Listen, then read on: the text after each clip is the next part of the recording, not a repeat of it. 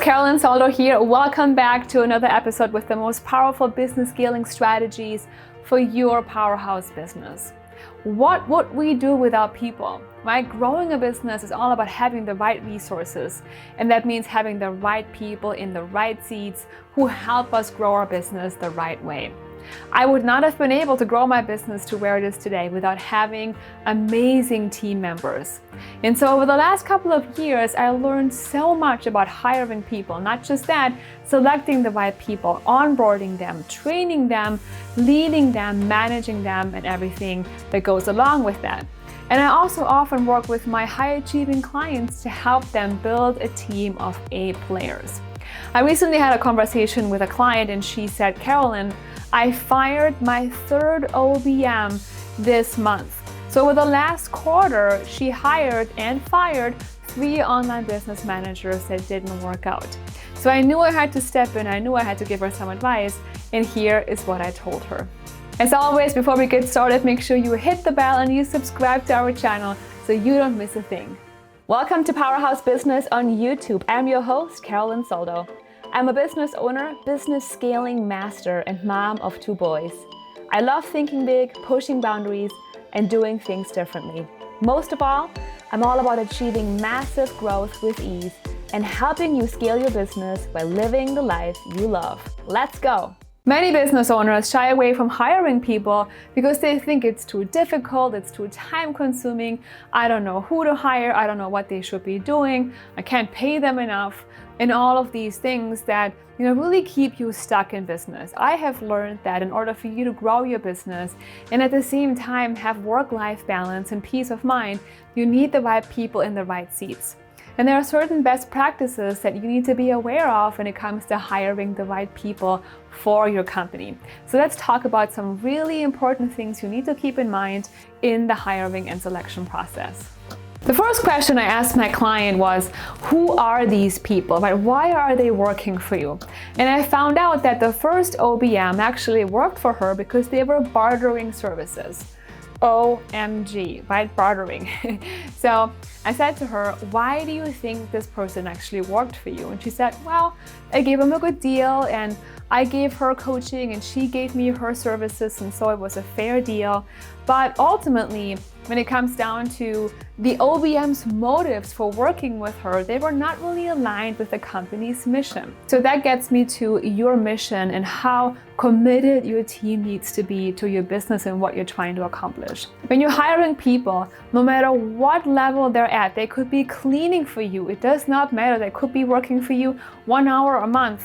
You want to be certain that these people are 100% behind your business mission. You want them to work for you not just for the money, not because you're trading services or bartering, not for anything but number one for the mission and them loving what you do. You want them to be committed. You want them to be aligned with your culture and your message and your purpose, and most importantly, you as a person. Yes, they will want to make money, they will want to do great work, have fun doing what they do, but most importantly, you need to emotionally connect with them and know that they truly, with full integrity stand behind the mission of your business. That's how you're going to get real commitment from the people you hire. The second question I asked my client was, well, what were the OBMs actually doing for you? And then she told me a long list of things they were doing and an even longer list of things that they were not doing that she was really frustrated about. So, of course, you need to have a match between the requirements of the job and what the candidate actually brings to you. They need to know the responsibility and they need to be equipped to take care of these responsibilities really well. So before you hire anybody, you as the business owner, as the manager or the hiring person, you need to know what these requirements and responsibilities really are. What is that person going to be doing all day long?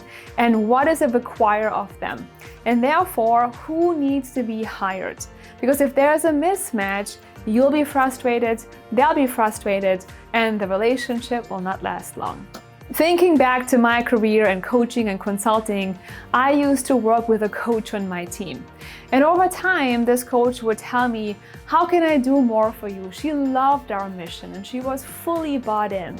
And she wanted to run projects and help behind the scenes and help with marketing. She was so dedicated that she wanted to do more. And of course, me as a good manager said, of course, if you want to do more, here is more work. So over time, she took on a role in our event management, she did some marketing projects and more. And I felt resistance coming on and I felt her becoming stressed and becoming a lot more unhappy than she was before. And I thought, maybe I'm giving her too much. Maybe it's just too much work and I need to pull back. But then eventually when we had that conversation and talked about what she was doing, she said to me, Carolin, what you're requiring of me is not in my skill set. What you're asking me to do is something that I'm not good at. I don't know how to do it. I don't like doing it and I can't do it for you. And so the good thing is that we had the conversation and we were able to, find things that were best suited for her. But if you don't have those conversations with your people, they might be struggling behind the scenes. You might be expecting certain things, they're not delivering them, and you might be getting really disappointed in them while they're getting disappointed in the work they do for you. For example, if you're looking for a coach, you probably want to hire someone who is really outgoing, who has great communication skills, who has great emotional intelligence, who is maybe a big thinker, an outgoing person, a people person. And that type of person may not be good at project planning, at running events, at managing or creating spreadsheets, because they don't like the details. They don't like the tasks that include numbers. They like to be with the people. So it doesn't make sense for you to put a coach in a project management type role because they will be struggling there.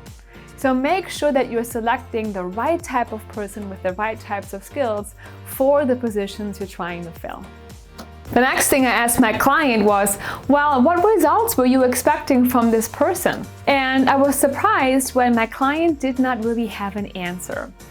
What she said to me was, well, there were all of these different projects and I wanted to just offload some tasks and offload some projects and get some of my time back. But everything she said to me was really vague and not clearly defined and also not measurable. So can you imagine the OBM coming into this business, looking at these different projects and tasks and not having real results or real expectations and not knowing what was really expected of her, right? She would begin to work on projects and keep herself busy and do what she thought was best for the business. But again, if there is a mismatch between what your expectations are and the results you want and what your employee or your team member is working on, you both will be misaligned and somebody's going to be disappointed. So one thing that's really important from the get-go, when you hire someone in your company, you want to make sure you communicate the results as clearly as possible to that person so that they can ask themselves, can I create these results? Am I comfortable living up to these expectations? And can I do it? Because then you can have these amazing, transparent conversations with them where you both come together and you evaluate the results. Did you hit the goal? Did you not hit the goal? If not, why not? How can we help you do better and reach that goal next time or in a little while from now? But it's really important to have these conversations right in the beginning so that you're hiring someone who is ready to take on the job. And the last thing my client told me that was a top indicator of someone who was not a good fit for the OBM position was that this person really wanted to start their own business. So she hired an online business manager that really wanted to have their own business. So in that OBM's mind, she was thinking, well, I'm going to do this job for a little while and it's going to carry me over to eventually slowly launching my own business. So clearly, this was never going to be a long-term situation. So you want to ask your people when you hire them what their long-term vision is, right? What do you want to do over the next 5 years? Where do you see yourself? What aspirations do you have? How do you want to grow your career? Maybe you want to launch a business. Maybe you want to grow your own business. Maybe they want to have children. Maybe they want to move somewhere. You really want to ask those questions so that you know and you can be certain that this person, if everything works out well, can stay with you and grow with your business for the long term. And now, as always, I want to hear from you. Have you hired someone recently that was not a good fit and you had to let them go? Have you hired someone recently and they were really amazing and you're really glad you got them? How are you managing your people and your team? Let's have a conversation down below in the comments. Let me know how the hiring process and managing your team is going for you. If this episode has caused you to really think about your team and the people you have in place or the people you want to hire in the future, I want to invite you to take the Business Growth Scorecard. It's an assessment that takes you about 10 minutes to complete, and it will illuminate the areas in your business that have the greatest potential for growth, as well as the areas you really need to focus on. And one of the areas we evaluate in the scorecard is your team and how you're doing with managing and hiring and building the right team for your company. To take the scorecard right now, all you need to do is go to businessgrowthscorecard.com. Again, it takes less than 10 minutes to complete, and it will give you a fully customized report, including your overall score and your score in the 6 key areas of growth, including your team. And now stay focused on your goals, because I believe that your expertise is meant for more people and it's meant for the world. Go hire a team, feel supported, and grow your company. If you liked this episode, make sure you give me a like, share it with your friends and business partners, and then make sure you come back again next week. As always, thank you so much for watching. Thank you for your time, and take care. Do you often feel stressed and overwhelmed from growing your business? Do you crave more ease and happiness from your success? What if I gave you a tool that has the power to instantly make you feel focused, peaceful, and at ease, all while growing your business faster than ever before? I've created the Business Growth Scorecard that has helped countless businesswomen replace overwhelm with confidence, and now the scorecard is available online. It's free, takes less than 10 minutes, and provides you with a customized growth plan, including your personal scores. Go to businessgrowthscorecard.com to take the test right now.